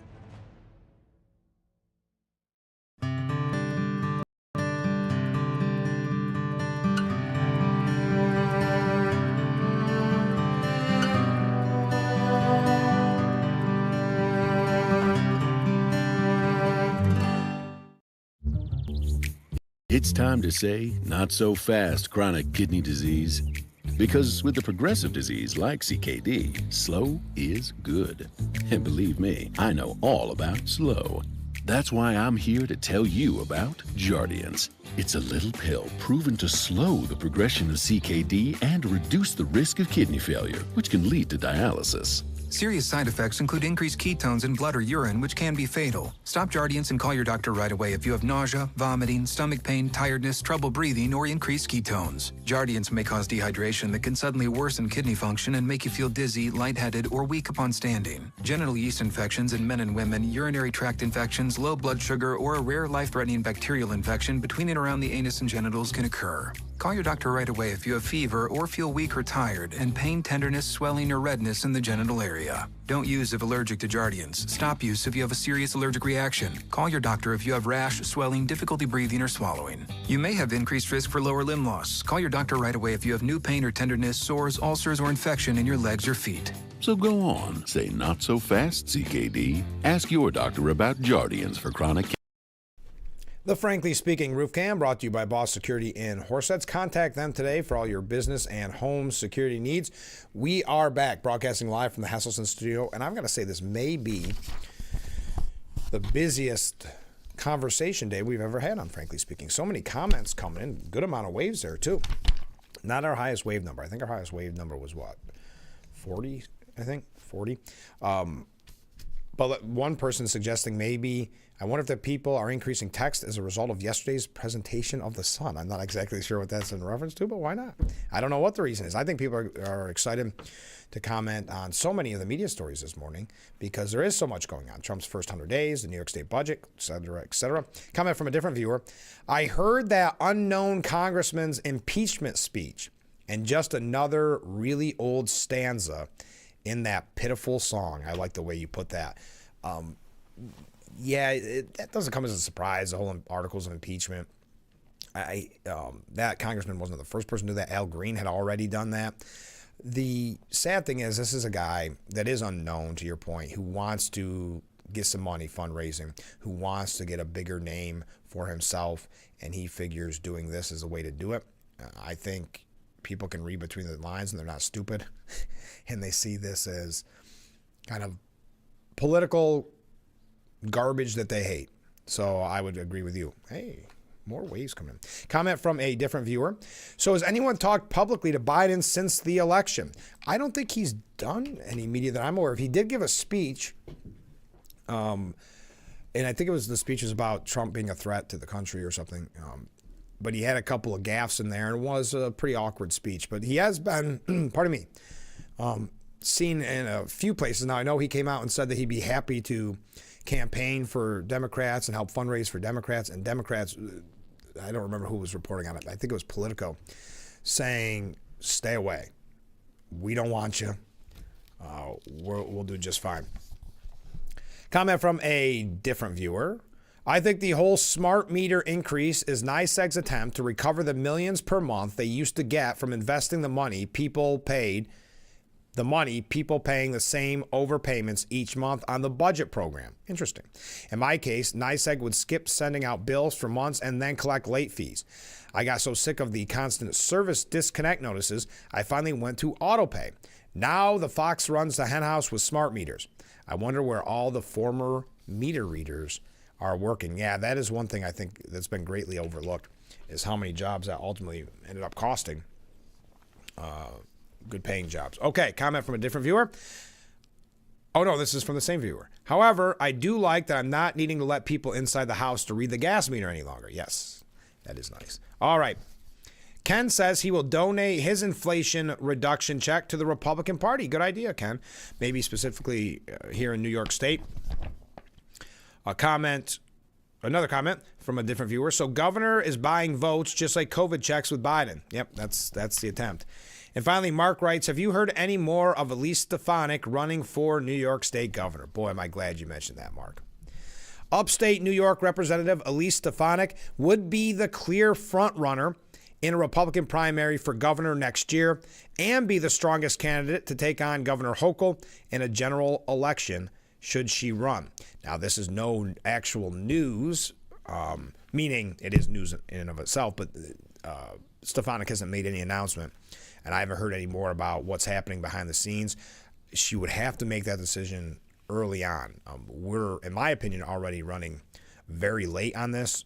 By this time in the last cycle, Lee Zeldin had already, and this is not my information, Joe Sempolinski brought this up a couple weeks ago, that at this point, actually the beginning of April, I think it was April 9th, he said, it was when Lee Zeldin announced he was running for governor the year before. So that it would be right around this time that Stefanik should announce. Stefanik, who has been rumored to be eyeing a gubernatorial run, got support of 44% of New York Republicans compared to 7% for Mike Lawler. Now, Mike Lawler is running as more of a moderate. He is the representative who I mentioned yesterday, held that town hall. He's been doing town halls. Yesterday's did not go well. Actually, I think the town hall itself was on Sunday, maybe Saturday, where they just booed and hissed him. But that's just a side note. And 5% for Bruce Blakeman. Another 44% of respondents said that they were undecided. Now, that was conducted by Republican pollster Landon Wall and Gray House. Stefanik is better known and liked among Republican voters, with 56% having a favorable view of her and 9% unfavorable, or plus 47 percentage points. Meanwhile, 33% of Republicans had a favorable view of Lawler, and just 3% had an unfavorable view, while nearly two-thirds didn't know who he was or were undecided in their opinion of the congressman, and even fewer Republicans statewide know Blakeman. Now, we know all about Stefanik. This gives the history of Stefanik. Trump did tweet out recently that Congresswoman Elise Stefanik is great. Should Congresswoman Elise Stefanik choose to enter the race for governor, she would begin the Republican primary in a dominant position and offer the GOP its strongest opportunity to defeat Governor Hochul in the 2026 general election, according to the pollster Wall. The poll of 400 registered New York Republicans via live mobile phone interviews and text-to-web interviews has a margin of error of plus or minus 5 percentage points. A larger survey of 600 registered voters shows that incumbent Governor Hochul is potentially vulnerable to a strong GOP candidate. In a hypothetical head-to-head matchup, Hochul leads Stefanik 46 to 40%. Hochul also leads Lawler by just 45% to 38%, and Blakeman 44 to 36. So she is vulnerable. She is open to a defeat if we get someone like a Stefanik who is a hard worker, to say the least. All right. We had so many comments, so many waves coming in this morning. We're going to take a little breather when we come back to New York State budget, running just a tad bit late. So stay with us. We'll be right back with Frankly Speaking here on WYDC TV, Big Fox.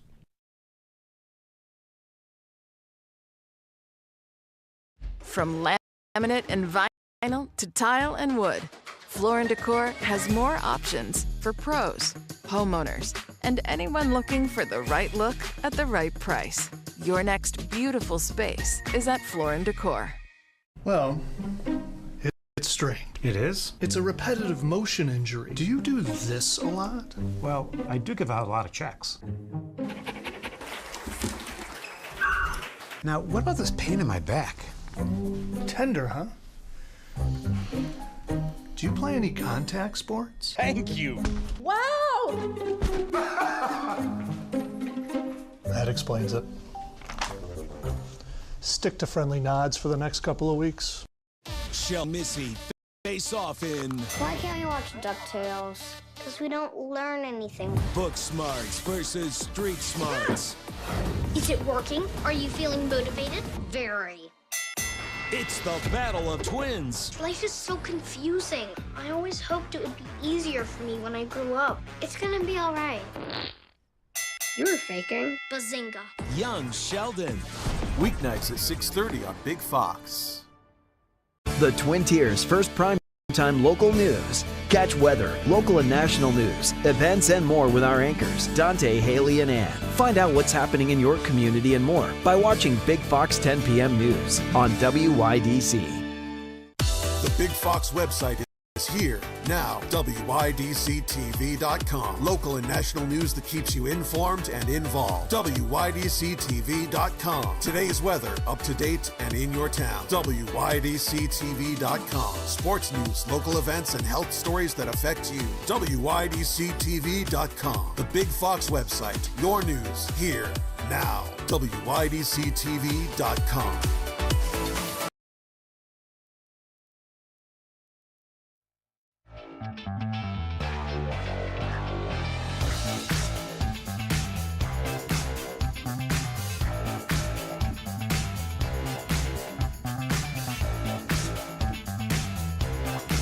The Frankly Speaking roof cam. Look at that. Very picturesque this morning, almost like a painting of Marcus Street. Thank you, Boss Security, for bringing us that view, the Frankly Speaking roof cam. You can contact them today for all your business and home security needs. We are back, broadcasting live from the Hesselson studio on Marcus Street in Corning, and what might arguably be our busiest day of comments on the program in our 2 years. Let's get right to it. Good morning, Frank. Well, good morning. I like how the Democrats are hearkening back to their glory days of the late 60s and early 70s with sit-ins and chanting. Groovy, man. Yeah, there is that weird nostalgia that the left has. It's the same when the Columbia University protests began, and it was the anti-Semitic encampments, and then they went to various buildings, a lot of destruction, violence, some employees hurt. They tried to equate the anti-Semitic protest to the protest trying to end the Vietnam War. So there's always been that. And there's something, too, when you have the Nixon factor in there, as we go back, and we talked about this the other day, where in the media, they look to those times as an amazing time because you had the protests going against the man, so to speak, but you also had a time when journalists were actively trying to oust a sitting Republican president, and it worked with Nixon. So there's a lot of moving pieces there why they harken back to the quote-unquote glory days. And nothing changes. The chants are just as bad as ever. Still some of the same chants, but now that's why when you watch the media, they'll try to equate Columbia anti-Semitic protests to the Vietnam War protests. But you're right, Hakeem Jeffries holding a sit-in, I think it was Saturday at the Capitol. Comment from a different viewer. Overall, Trump is doing a good job. His current administration is better than the first and doing well for the most part. We still have a long way to go. I agree. We do have a long way to go. The media is, though, looking for an opportunity, the media and the left looking for an opportunity to call him a lame duck and then have some of the wishy-washy Republicans turn on him. That's why many people are demanding that the Republicans get on the ball and pass his big, beautiful bill. All right, comment from a different viewer. I do know that no smart meter in the world can get you back when the weather knocks it out. Now the norm is 3 days without power when that happens. Thank you very much. So we're talking about Governor Hochul announcing the $254 billion budget. In it, she got most of her policy, it looks like. You have the cell phone ban, rebate checks, loosen evidence sharing expectations for prosecutors in criminal cases, and create a new charge for wearing a mask while committing a crime. I think that one doesn't have as much teeth on it as she originally wanted, but kind of surprised that it got in there. She called it a general agreement. We worked through some really challenging issues, said the governor. We refused to be drawn into the toxic, divisive politics of the moment. And we never lost sight of the people that we were sent here to serve. And we never strayed away from the issues they cared about the most. Lawmakers said the budget was late because the Democratic governor insisted on including several policy proposals, including the new masking crime. But the governor's proposals weren't adopted wholesale.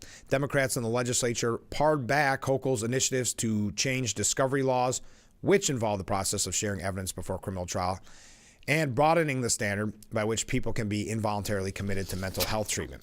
Other policy items largely mimicked Hochul's initial plan. So, scaling them back, that is normally the case. But then they can say they've done something on it. The spending plan grew an estimated $2 billion from Hochul's initial $252 billion proposal. Republicans and outside fiscal watchdogs said the budget doesn't do enough to constrain spending, especially in light of possible federal funding cuts. They've even admitted that they'll have to come back if there are the federal cuts, which I don't understand why they wouldn't kind of budget for those cuts, knowing that they are coming down. Andrew Rain, the president of the Watchdog Citizens Budget Commission, said the month-late state general budget agreement fails to address the imminent threat facing New York, looming federal budget cuts. Instead of shoring up the state's fiscal foundation, lawmakers are dramatically increasing spending the state cannot afford in the long run. It's expected this will all be finalized in the next few days and voted on soon. So there is the smartphone ban. The governor's proposal to spend $3 billion on the rebate checks has been pared back to $2 billion. So that really means originally it was going to be a $500 rebate check, according to this piece from Gothamist. Now you're receiving less. Hochul said Monday that eligible families will receive, are you ready for this? Because we're asking you what you're going to do for it. What you're going to do for it. What you're going to do with it. Eligible families will receive $400 checks. Eligible individuals will receive $200. So what are you going to do? Let's just assume it's $200. What are you going to do with that? Is that a deal breaker? Is that securing your vote for Governor Hochul in 2026? State Senator Pat Fahey, Senate Democrat, who's a Democrat from Albany, said she was glad Hochul's plan was reduced. We should not be writing out checks to the tune of $3 billion when our state programs eroded because of what's going on with Donald Trump. It's kind of a leap.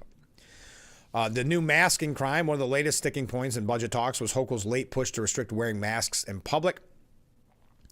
Hochul initially wanted to penalize people who wear masks while harassing others, but legislators raised concern that enforcing such a law would be inherently subjective. After weeks of back and forth, the governor and lawmakers struck a compromise. The governor and legislative leaders agreed to create a new criminal charge that would apply if someone intentionally conceals their identity with a mask or face covering while committing a separate felony or high-level misdemeanor. There needs to have been a determination that the mask was being worn for the exclusive purpose of concealing one's identity. So that really has no teeth. The discovery changes. The final budget deal includes a compromise on discovery largely brokered by lawmakers and district attorneys. The budget includes language that would set a prejudicial standard for a judge to dismiss a case if evidence was missing and not shared with defense attorneys.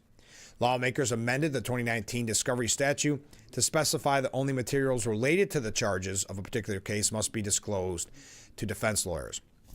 And finally, on involuntary commitment, lawmakers agreed to broaden the standard by which people can be involuntarily committed to mental health treatment and insisted that hospitals take more steps before discharging those patients. Clinicians would be able to involuntarily commit someone if they demonstrate an inability to provide for their basic needs. Civil rights lawyers warned that the new standard could be used to unfairly target homeless people. State mental health officials said the new language was taken from a court decision. Quote, this will allow us to connect people in the throes of mental illness with the life-saving care they need and deserve. So what are you going to do with your rebate check? Your inflation rebate check signed by Governor Hochul. Again, I know we read it this morning, but families making under $150,000 will receive $400. Those making between $150,000 and $300,000, $300.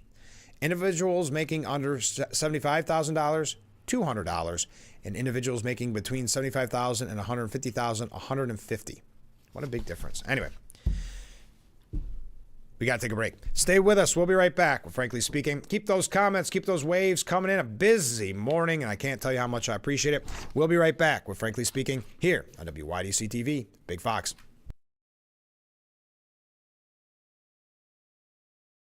If you or a loved one regularly used hair relaxers or straighteners and were diagnosed with uterine, ovarian, or endometrial cancer, you may be entitled to significant financial compensation. I've used hair relaxers for years. I had no idea they could cause cancer. Chemical hair relaxers and straighteners have been linked to serious conditions, including several types of cancer. If you used hair relaxers and have been diagnosed with uterine, ovarian, or endometrial cancer, call us now.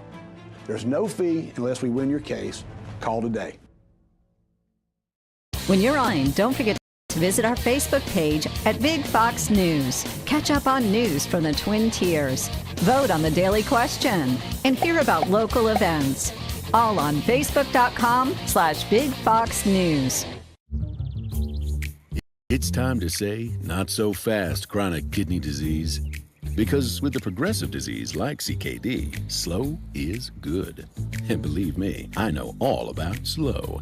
That's why I'm here to tell you about Jardiance. It's a little pill proven to slow the progression of CKD and reduce the risk of kidney failure, which can lead to dialysis. Serious side effects include increased ketones in blood or urine, which can be fatal. Stop Jardiance and call your doctor right away if you have nausea, vomiting, stomach pain, tiredness, trouble breathing, or increased ketones. Jardiance may cause dehydration that can suddenly worsen kidney function and make you feel dizzy, lightheaded, or weak upon standing. Genital yeast infections in men and women, urinary tract infections, low blood sugar, or a rare life-threatening bacterial infection between and around the anus and genitals can occur. Call your doctor right away if you have fever or feel weak or tired and pain, tenderness, swelling, or redness in the genital area. Don't use if allergic to Jardiance. Stop use if you have a serious allergic reaction. Call your doctor if you have rash, swelling, difficulty breathing, or swallowing. You may have increased risk for lower limb loss. Call your doctor right away if you have new pain or tenderness, sores, ulcers, or infection in your legs or feet. So go on, say not so fast CKD. Ask your doctor about Jardiance for chronic.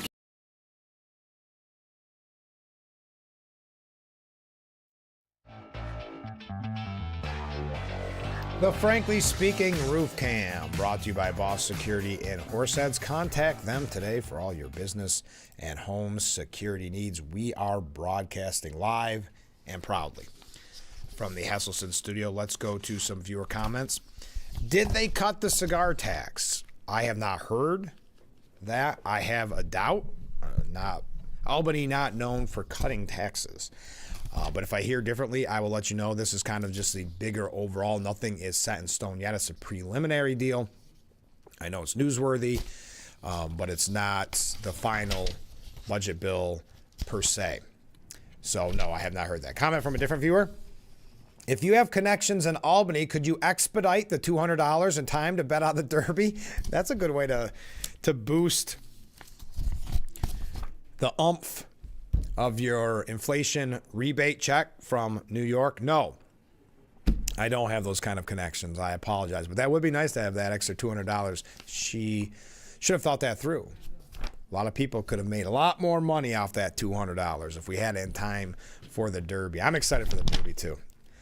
We'll be talking about it as we near, and we'll get your predictions. Comment from Ken. Ken writes, I can't say it enough. The Dems couldn't act the way that they do without the help and huge megaphone of the legacy media. The legacy media should be held accountable for not following journalistic law. I found the following on Google about the basic guidelines of journalistic law. According to journalistic law, honesty in news reporting is a fundamental principle that journalists must uphold. Key points include accuracy. Journalists should ensure the accuracy of information and avoid deliberate distortion. Truthfulness. The core principle of journalism is truthfulness, which encompasses objectivity and fairness. Intellectual honesty. News judgments should be influenced by intellectual honesty and compassion for individuals. And finally, professional code of ethics. Journalists are expected to adhere to a professional code of ethics that emphasizes honesty and accountability. Thank you very much, Kenya. I'm with you. That's why we were joking about the horse in the Derby named journalism, because it'll be the first time people have been cheering for journalism in a long time or believe in journalism for a long time. It's lost all credibility, and that goes. This happened well before they covered up Biden's mental health. Don't get me wrong, but that was, I think, for many people, the most glaring example of it, and maybe some that weren't paying attention in the past, waking up to it, saying, "Wait, who was it that said? Oh, that actor who played Dwight Schrute on The Office, saying, you know, you had no scrutiny on Biden for 4 years, and now everything Trump does is laser-like." And trust me, he's a left. He's someone on the left. So for that position to be taken, it goes to show you how much credibility. Now, Stephanie Ruhle argued with him and said, "No, that's how the media is now. It's different. It's always different because everybody's so egotistical." In the media, it's different. Yeah, it might have been bad in the past, but it's never been worse than it is right now. Why? Because they're living in that time right now. They can't see outside their bubble, and it's all about me, me, me. So they think this has got to be the worst of all time. This presidency, because they didn't want him to win, this has to be the worst it has ever been, because I'm living in this moment, and I'm the most important thing. The sun rises and sets on me. So at the end of the day, they don't look at this as the rules that Ken sent for basic journalistic law. They look at it as we have to be activists. And the New York Times said it back in the first Trump term, that we no longer have to be journalists. We no longer have to be accurate. It's about bringing down the Trump administration. They no longer hit it. The New York Times, it was a huge, major announcement when they did it, major piece, because they said basically integrity no longer matters. This is about bringing down the Trump administration. And that's what we're seeing again, fast forward in 2025, where it's not about any kind of standard of journalism. It's about activism. And that's why when you had the debate, you had the debate moderators practicing fact-checking Trump so that they could interrupt him, make him look like he's lying, and then move on. And they never once practiced doing the same to Harris. This is all, and many of them wear this as a badge of honor. I'm not saying this as if it's a hidden secret. Many of them wear their activism as a badge of honor and saying this is just too big of a threat to democracy, so we must do something. You've heard reporters and journalists saying that. It's just too big of a threat to democracy. And they'll never go back, if they ever were there, to the journalistic integrity to those rules. Okay, so back onto the New York State budget. Hochul announced the budget, but warned of looming federal cuts, according to Politico. The budget strengthens, as we talked about some of the things that they strengthen. Despite her success, Hochul's pre-election year goals were watered down by left-leaning lawmakers who presented concerted opposition. Despite the chaos and uncertainty that's just constantly evident in Washington, we still delivered for the people of New York, and we still got it done, Hochul said. We refuse to be drawn into the toxic, divisive politics of the moment, as she has attacked Trump at every possible term. But they are preparing for a scenario where the feds cut, which I think there's no doubt at this point, especially when you talk about Trump's announcement yesterday that they're going to be removing some funding for people that still consider themselves sanctuary cities. That's going to hurt as well. But they have reached a kind of an agreement on mask wearing, much softer than we had originally hoped. A couple quick other New York State issues, and we can continue to talk about the budget. But I'm going to move along because we have a couple other things that we want to get to before we wrap up today's edition. But two more New York issues. Quickly. State Senator Brad Holman Sigel from Manhattan. He's very outspoken. He's very far left. He's always trying to make a name for himself. I don't know what his future plans are. He's considering introducing a bill to ban public buildings from being named after convicted felons. Now, why would he do that? Because he wants it was originally announced that Penn Station could be renamed for President Trump. The idea, first reported by Politico, arose after Governor Hochul said she'd be fine renaming the Midtown Transit Hub to Trump Station if the president can get its long-stalled makeover done. Holman Sigel said, I don't think public officials who are convicted of a felony should have any state or municipal building named after them. This is just more political garbage. I mean, he's just trying to make a name for himself. We must hold our government officials to the highest standard, and the names of our public facilities should reflect those values. So I guess the President of the United States is not a high enough standard for New York State Senator Brad Holman Sigel. And one other unrelated, it's still New York State policy, as we know, kind of the wild, wild west of the legalization of marijuana in New York State. I found this interesting coming on Empire Report this morning. Cannabis-related emergency room visits in New York leaped nearly 57% in the initial 2 years after the state legalized adult-use recreational marijuana. That's according to USA Today. The newly reported ER stats on cannabis underscored rising concerns about the drug's health risk. So again, emergency room visits because of cannabis-related issues rose nearly 57%. Wow. Oh, there you go. I just saw that Empire Report this morning when I was looking at the budget, and so I thought I'd pass along to you. Oh, more comments coming in, more waves. I appreciate it, folks. We're having a blast this morning. Stay with us. We'll be right back with Frankly Speaking here on WYDC TV. Big Fox, stay with us.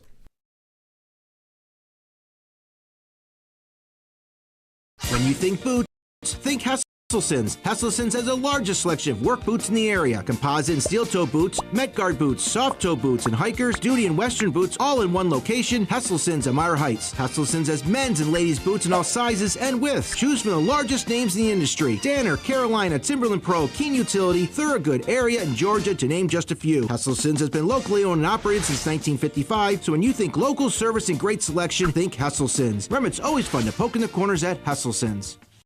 If you or have taken Humira for moderate to severe Crohn's disease or ulcerative colitis and still have symptoms, you don't have to settle.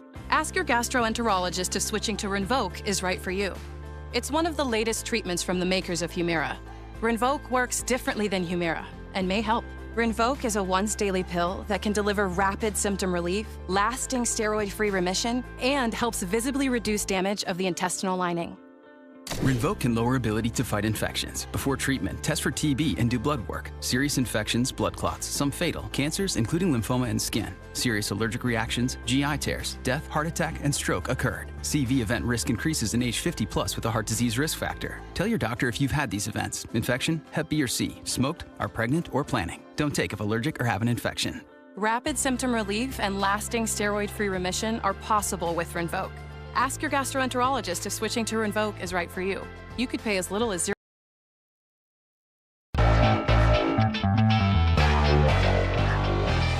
As always, we thank Boss Security for bringing us that amazing view of historic Market Street. Contact Boss Security. They're located in Horseheads. You can talk with them about all your business and home security needs. Reading so many of these comments this morning. Arguably the biggest day of comments in Frankly Speaking history, and I appreciate it. Let's get right back to them. Comment from a viewer. Did Elise Stefanik throw her hat in yet? I'd be happy to donate my check. That would be a great use of your $200 rebate check from Governor Hochul. But she has not announced yet. I know she's exploring a possible run, or at least that's what's being reported. I don't know. It's not like I'm talking to her. But it's being reported that she is exploring a run for governor. She is, according to those polls this morning, the clear Republican favorite. because the only other names, Bruce Blakeman and Mike Lawler, are two names that have been thrown around that look as if they're interested in running. But at least Stefanik would be the clear favorite. So that would be a great use of your $200 inflation rebate check. But as soon as I know, we'll be telling you here on the broadcast. So thank you for that. Comment from a different viewer. Hochul's rebate is a joke, and her budget, lower our property taxes. That's the answer we need. I couldn't agree more. As we see people leaving in droves in the state, or at least having that 5-year plan as a poll show, planning what they'll do in 5 years when they can move. Comment from a different viewer. The $200 is your egg allowance. I like that one. Thank you very much for that. That's a good use of your $200. We're talking this morning. If you're just joining us, you missed a lot this morning. Like I said, we've had a ton of comments. In the New York State budget, though it is not passed yet, even though it was due on April 1st, the inflation rebate checks that Governor Hochul wanted are in that budget, and it would be about $200, give or take, depending on your family, depending on your income. But we've kind of just been basing it on that $200 mark, what you would do with it. I like it, saving it for your egg budget.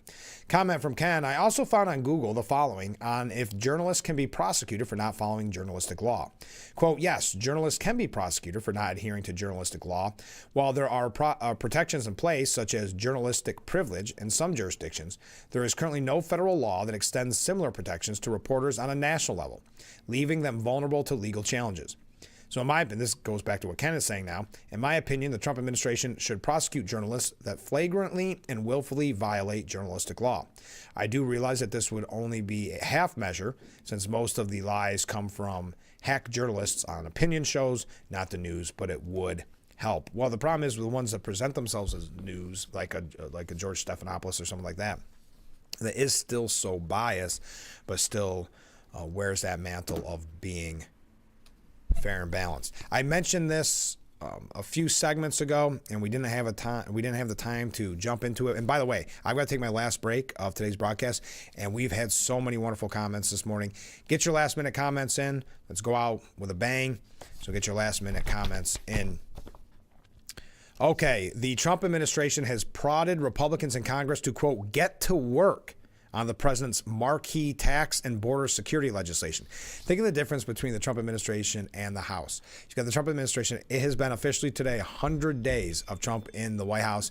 Think of how much has been accomplished, how much has been done nonstop. I joked earlier, it must be Pam Bondi needs like a year-long vacation. She must be so tired. And think of what is done in Congress. Not that they're not doing anything. I'm not saying that. Just not maybe with the efficiency. I'll tell you a little bit more about this when we come back. Reading your last minute comments. We'll be right back with Frankly Speaking here on WYDC TV, Big Fox.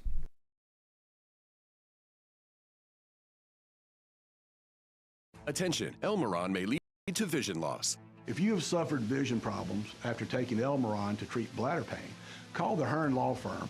Elmeron may be responsible for your vision problems, and you may deserve compensation for your injuries.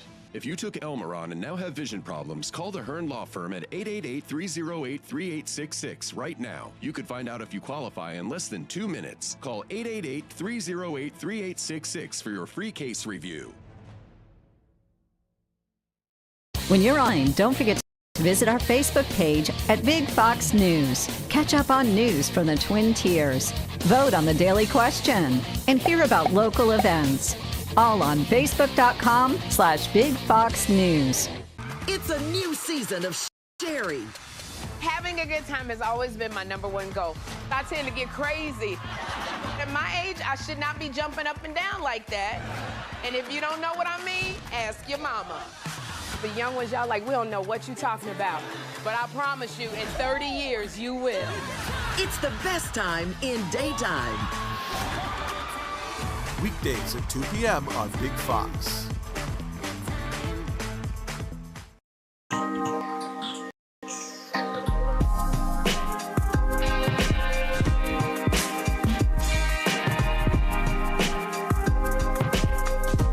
Haley Livingston, Big Fox News.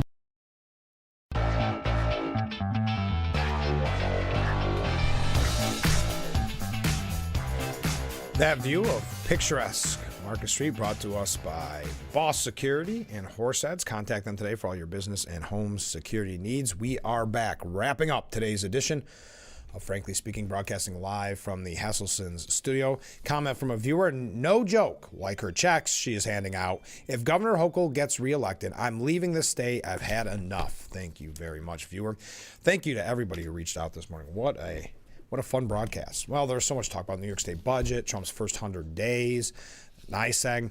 But as I had mentioned, the White House is telling Congress, get to work on the big, beautiful bill. The president has made his priorities clear. The House is moving things along quickly, and the Senate is in lockstep.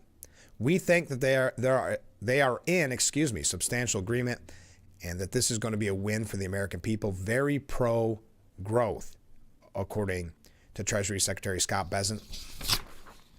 We've got 3 legs to the president's economic agenda: trade, tax, and deregulation. And we hope that we can have this tax portion done by the 4th of July. Johnson was also bullish when speaking with reporters after coming back up Pennsylvania Avenue after his meeting with Trump. I just had a great meeting with the president at the White House. He's in good spirits, and we are all in good spirits. So we'll see if they can rush through, in a way, his agenda or get it back on track. Man, there's a lot of, if you are going to Ken's point earlier, if you're going to the mainstream media, there are a lot of articles this morning about this being the end of Trump, whether it's tariffs or in his first 100 days. He's just so unpopular. We heard his opinion on what those poll numbers mean. But the New York Post editorial board said the remedy for Trump's sinking poll numbers: pass the tax slashing budget bill fast. This going back to what we were just saying. Pass it. The big, beautiful tax slashing bill. That's in reference to his meeting with Mike Johnson. That would get those poll numbers up, but also be just a huge success for the American people. Yes, tariffs may yield some wins down the road as more countries come to the negotiating table to hammer out trade deals, but the economy needs relief now. Trump needs to shift his focus to legislation that will revive the economy, give some taxpayers, clear up some uncertainty, and something to cheer about. It's hard to think of a better example of good policy making for good politics. There you go. We're out of time for today's edition of Frankly Speaking. Again, thank you to everybody commenting this morning. What a blast we had on Frankly Speaking. I can't thank you enough. Don't forget, on Thursday's program, we're going to be talking with Kyle Petty. So you want to mark your calendar for that. The legendary NASCAR driver Kyle Petty will be joining us right here on Frankly Speaking. That's on Thursday's broadcast. I just want to put that in your calendar as of right now, because you are not going to want to miss that. On tomorrow's program, we'll talk about Trump's rally from tonight. There is going to be a rally to celebrate his first 100 days in office. So we'll be discussing that, a little bit more about what we're learning about the New York State budget, because even though it's not passed yet, it's a kind of a preliminary budget. We are starting to get finally some hard information on it, so we'll be talking about that. And of course, all the issues of the day. Thank you again for all the comments, but if you want to keep those comments coming in, that number on the bottom of the screen is 24/7. It is 24/7. So we will see you tomorrow morning, bright and early, at 6 a.m. with Frankly Speaking, only on WYDC TV, Big Fox. I look forward to it already. Have a great day, everyone.